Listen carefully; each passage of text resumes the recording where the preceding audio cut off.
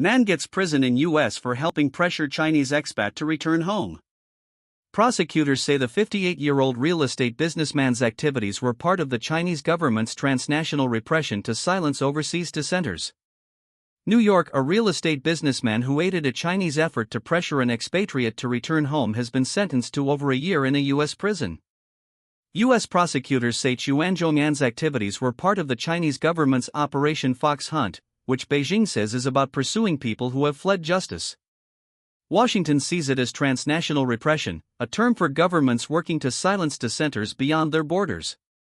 Zhongyan acted at the direction of the Chinese government to harass and intimidate individuals living on U.S. soil as part of a pernicious scheme to force their repatriation, Brooklyn-based U.S. Attorney John Durham said in a statement Wednesday. Messages seeking comment were sent Thursday to China's embassy in Washington and consulate in New York. China has previously denied threatening its nationals abroad. And a 58-year-old Chinese citizen and legal U.S. resident pleaded guilty last year to acting as an illegal foreign agent. He was sentenced to 20 months behind bars. He has served 7 of them already. Mr. N is, in my opinion, on balance, a very fine man, and accordingly, seeing him return to prison for even one additional day is heartbreaking, his lawyer, Benjamin Braffman, said Thursday.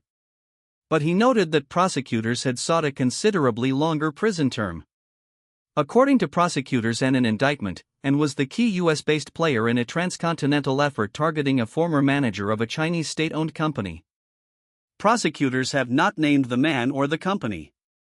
Beijing has accused the man of embezzlement, identified him as an Operation Fox Hunt priority, and asked law enforcement agencies worldwide to find and apprehend him, according to the indictment. N, who lives in suburban Roslyn Heights, New York, showed up at the home of the target's son to try to find the father in 2017, the indictment said. Then, in a series of recorded meetings with the son starting in early 2020, and leaned on him to secure his father's return to China. And said that he was trying to help the Chinese government communicate with the two, and that he would look good to Chinese officials if he could arrange the father's return, according to the indictment.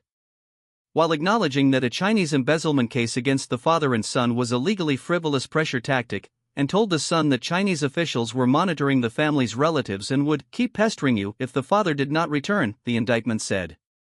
Their intent is to make your life difficult, the indictment quotes him as saying. And even offered to pay back the man's allegedly ill-gotten gains, according to the indictment, and eventually arranged for a Chinese official to press the man's son by phone. In recent years, the U.S. Justice Department has charged dozens of suspects with acts of transnational repression on behalf of China, Iran, or other countries.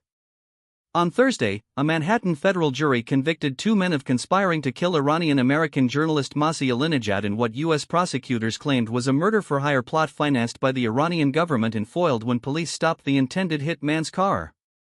Tehran has denied involvement in any schemes to kill people in the U.S.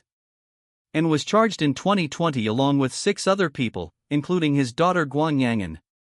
She is awaiting sentencing after pleading guilty last May. The current status of the other 5 was not immediately clear.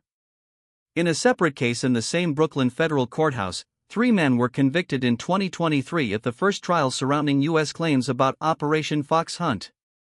2 of those defendants have been sentenced to prison, the third is awaiting sentencing.